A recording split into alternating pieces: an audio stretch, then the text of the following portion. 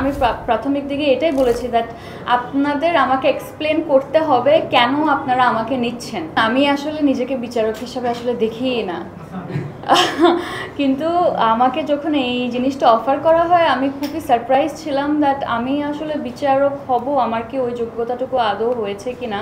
কিন্তু আমাকে ওনারা খুব ভালোভাবেই বুঝিয়েছেন। আমি প্রাথমিক দিকে এটাই বলেছি দ্যাট আপনাদের আমাকে এক্সপ্লেন করতে হবে কেন আপনারা আমাকে নিচ্ছেন, কারণ আমি আমার লাইফে অতটুকু অর্জনও করি নাই, আমার অত এক্সপিরিয়েন্সও নাই কোনো একটা বিউটি প্যাজেন্ট হচ্ছে জাজ করার মতো। তো তখন ওনারা বলেছেন দ্যাট এবার কিন্তু লাক্স শুধুমাত্র একটা বিউটি প্যাজেন্ট না, এখানে ওনারা অনেকগুলো ডিফারেন্ট অ্যাসপেক্ট নিয়ে আসছে, যেমন আপনার কন্টেন্ট মেকিং জানতে হবে এবং তাদের ফ্যাশন নিয়ে সেন্স থাকতে হবে এবং অ্যাক্টিংও লাগবে।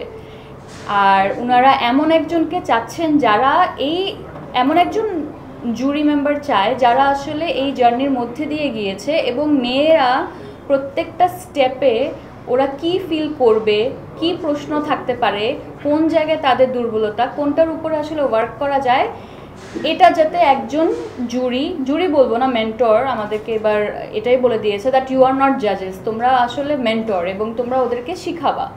তো সেই জায়গা থেকে আমাকে এখানে রাখা which is an honour for me, because আমি এই জার্নির মধ্যে দিয়ে গিয়েছি এবং আমি জানি প্রত্যেকটা টাস্ক যখন দেয়া হয় তখন কী ধরনের ফিলিং হয়, সবার আগে কি চিন্তা করে একজন, কিভাবে এক্সিকিউট করবে, পারবে কি না, নার্ভাসনেস কতটুকু, ক্যামেরা ফেস করবে যখন তখন সে কনফিডেন্ট ফিল করছে কি না, বা কী করলে কনফিডেন্ট ফিল করবে। তো এই ব্যাপারগুলো আসলে তারাই বুঝাতে পারে যারা আসলে আইদার টিচার্স কিংবা যাদের আসলে পার্সোনাল এক্সপিরিয়েন্স আছে।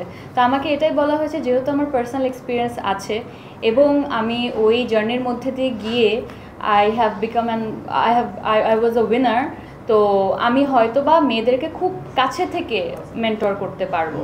তো সেই জায়গা থেকে আসলে আমি কনভিন্স হয়ে এই জায়গাটা জয়েন করা। বাট আমি ডেফিনেটলি বলবো it is an honour for me, যেই জায়গাটা আমাকে আমার সব কিছু দিয়েছে সেই জায়গায় আমাকে একজন মেন্টর হিসেবে আবার তারা সেই সম্মানটুকু দিয়েছে, এটা আমার জন্য অনেক বড় একটা পাওয়া এবং মনে হয় life has come a full circle and হয়তো বা I was meant for this, এবং এটা আমার লাইফটাকে খুব সুন্দরভাবে কমপ্লিট করেছে।